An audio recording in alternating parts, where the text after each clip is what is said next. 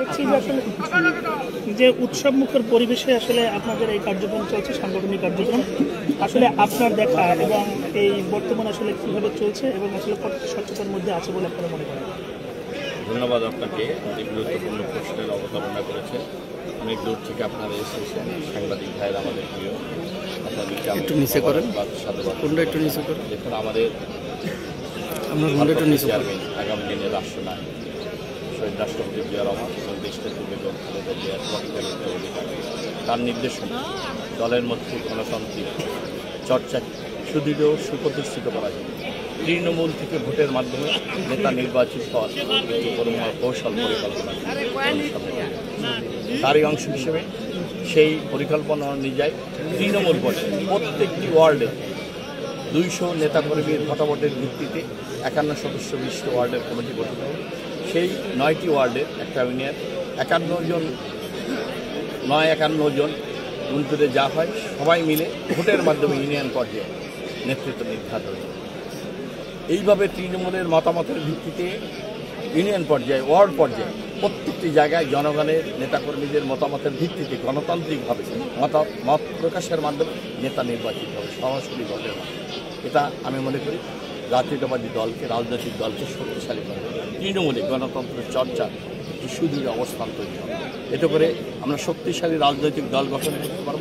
শক্তিশালী রাজনৈতিক দল ছাড়া শক্তিশালী রাষ্ট্র কখনো প্রতিষ্ঠা করবে এবং তৃণমূলে গণতন্ত্রের চর্চার মাধ্যমে গণতন্ত্র প্রাতিষ্ঠানিক রূপ হবে দলের মধ্যে এবং রাষ্ট্রীয়ভাবে। এটা আমরা দৃঢ়ভাবে আসি। ব্যাপক দল আপনারা দেখুন, এই 10টি ইউনিয়নের হাজার হাজার নেতাকর্মীরা সকাল থেকে এখানে এসেছে তাদের মতামত দেওয়ার জন্য। তাদের মতামতের ভিত্তিতে নেতৃত্ব নির্ধারিত মুখর পরিবেশ শান্তিপূর্ণ অবস্থানে ভারপ্রাপ্ত চেয়ারম্যানের নির্দেশনায় প্রত্যেকটি নেতাকর্মীরা নির্যাতিত নেতাকর্মীরা তাদের মতামত প্রকাশ করে তাদের পছন্দ মতো নেতৃত্ব নির্বাচিত করে গণতন্ত্রের শুরু। সেটি আমরা তৃণমূলে বাস্তবায়ন দলের মধ্যে গণতন্ত্র চর্চা এবং দেশে এবং দলের মধ্যে গণতন্ত্রের প্রাতিষ্ঠানিক রূপ দেওয়ার জন্য আমরা এই কাজগুলো। আমাদের কাছে অভিযোগ আছে বিভিন্ন জায়গাতে আপনার আওয়ামী লীগের লোকজনও নাকি এই লিস্টে অন্তর্ভুক্ত হচ্ছে। এই অভিযোগগুলোর জন্য আজকের এই আয়োজন। আপনারা দেখেছেন আমাদের জেলা আহ্বায়ক, সদস্য সচিব এবং সাবেক আহ্বায়ক এবং সমন্বয়কারী সালাম সাহেব, এটিএম আকরাম সাহেব, বীর মুক্তিযোদ্ধা মোজাফফর রহমান আলম, জেলার শীর্ষ 3 নেতা এবং অন্যান্য নেতৃবৃন্দ, টিম কমিটি যারা রয়েছে, কামরুল ইসলাম গোরার নেতৃত্বে 3 সদস্য 4 সদস্য বিশিষ্ট টিম, তারা কাজ করছে, যাচাই বাছাই করছে, অভিযোগ দিচ্ছে। এই অভিযোগের ভিত্তিতে প্রমাণিত হলে সেগুলো অবশ্যই তারা বাদ পড়বে, তারা কখনো। আরেকটা বিষয়, বিভিন্ন সময়ে আপনারা যে বিভিন্ন সময়ে যে 15-16 বছর ধরে আন্দোলন সংগ্রাম করছেন, এই আন্দোলন সংগ্রামের ভিতর তো আমরা এখন যত মুখ দেখতে পাচ্ছি, আপনারা যখন আন্দোলন সংগ্রাম করছেন তখন তো এত লোকজন দেখাও যায়নি। তো অভিযোগ আসছে যে এতগুলো লোক যদি ওই সময় থেকে আন্দোলন সংগ্রামে আপনাদের সঙ্গে থাকতেন, সেক্ষেত্রে আরও 10 বছর আগে স্বৈরাচার মুক্ত করা সম্ভব ছিল। এই বিষয়টা একটু বলেন।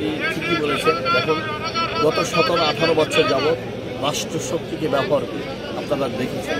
এখানে খালেক তালুকদার মেয়র ছিল, তার স্ত্রী এখানে হাবিবুন নাহার মন্ত্রী ছিল।